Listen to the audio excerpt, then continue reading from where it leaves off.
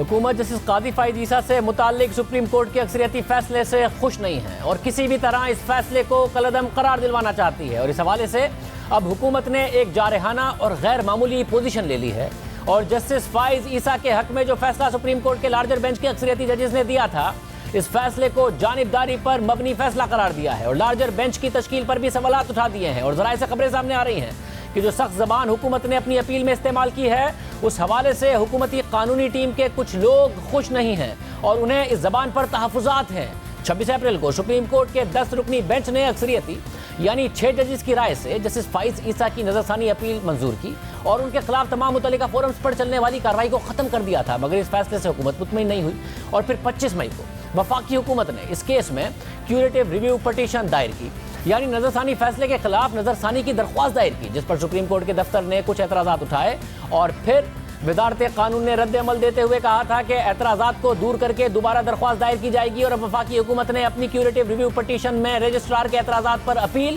ان chamber دائر کر دی ہے اور موقف اختیار کیا ہے کہ پاکستان میں سپریم کورٹ قرار دے چکی ہے کہ دوسری نظر ثانی کی درخواست کی اجازت نہیں ہے، مگر سپریم کورٹ آرٹیکل 184(3), 187 اور 188 کے تحت اپنے فیصلوں پر نظر ثانی کر سکتی ہے، اس لیے کیوریٹو ریویو پٹیشن دائر کی گئی ہے۔ کیوریٹو ریویو پٹیشن پر رجسٹرار کی جانب سے لگائے گئے اعتراضات کو مسترد کیا جائے۔ حکومتی اپیل کے مطابق اپریل 26 کے فیصلے نے عمومی طور پر عدالتی احتساب کا دروازہ بند کر دیا ہے۔ اکثریتی فیصلے نے عدالتی احتساب کے معیار کو کمزور کر دیا ہے، یہ فیصلہ غیر قانونی ہے اور اس نے سپریم کورٹ کے اعلیٰ ججز کو ایک شیلڈ فراہم کر دی ہے کہ وہ نظریہ آزادی عدلیہ کے پیچھے صرف عدالتی احتساب سے بچنے کے لیے چھپ سکیں۔ حکومتی اپیل کے مطابق عدالتی آزادی کے تصور کا مقصد انفرادی طور پر ججز کو فائدہ پہنچانا نہیں۔ سپریم کورٹ کے فیصلے میں جسٹس فائز عیسیٰ کو کلیئر قرار دے کر سپریم جوڈیشل کونسل کے کردار میں مداخلت کی گئی ہے۔ حکومتی اپیل کے مطابق سپریم کورٹ کا فیصلہ صرف اسلامی اصولوں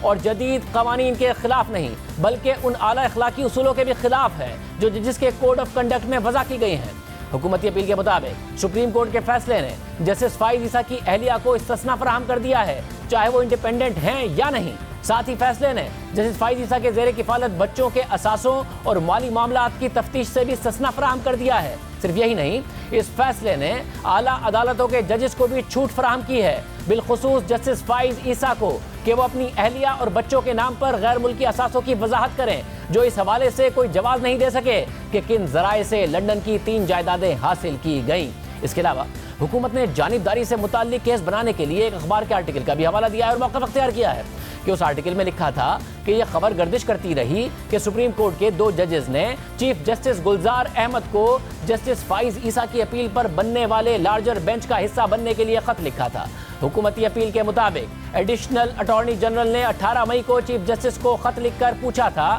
کہ کیا ججز کی طرف سے ایسے خطوط لکھے گئے، اگر ہاں تو ان کی نقول فراہم کی جائیں، مگر ان خطوط کی موجودگی کی نہ نفی کی گئی اور نہ ہی ان کی نقول فراہم کی گئی، اور اس حوالے سے جو نیوز رپورٹ آئی ہے وہ جانبداری کے گراؤنڈز کی تصدیق کرتی ہے۔ حکومتی اپیل کے مطابق جو درخواست دائر کی گئی تھی اس میں درخواست گزاروں نے قانونی سوال اٹھایا تھا کہ اکثریتی فیصلے نے عدالتی احتساب کے دروازے بند کر دیے ہیں اور یہ انصاف کا مذاق اڑانے کے مترادف ہے۔ حکومتی اپیل کے مطابق کسی بھی جج کی توہین مقصد نہیں تھا اور اس قسم کی زبان اکثر عدالتی فیصلوں میں دیکھی جا سکتی ہے، اس لیے یہ کہنا کہ درخواست میں جو زبان استعمال کی گئی ہے وہ توہین آمیز ہے، یہ بات واضح طور پر غلط ہے۔ ساتھ ہی ایف بی آر نے بھی رجسٹرار سپریم کورٹ کے اعتراضات پر اپیل ان چیمبر دائر کر دی اور موقف اختیار کیا ہے کہ ایف بی آر کو سنے بغیر جسٹس قاضی فائز عیسیٰ نظر ثانی کیس کا فیصلہ دیا گیا۔ سرینا عیسیٰ لندن کی 3 جائیدادوں کی وضاحت نہیں کر سکی۔ Serena Isa F B R کے نوٹسز کے باوجود رقوم کی بیرون ملک منتقلی پر وضاحت نہیں دے سکی۔ جسٹس فائز عیسیٰ نظر ثانی کیس کا فیصلہ غیر قانونی ہے، ہماری اپیل کو پہلی نظر ثانی اپیل کے طور پر سماعت کے لیے منظور کیا جائے اور رجسٹرار سپریم کورٹ کے اعتراضات ختم کیے جائیں۔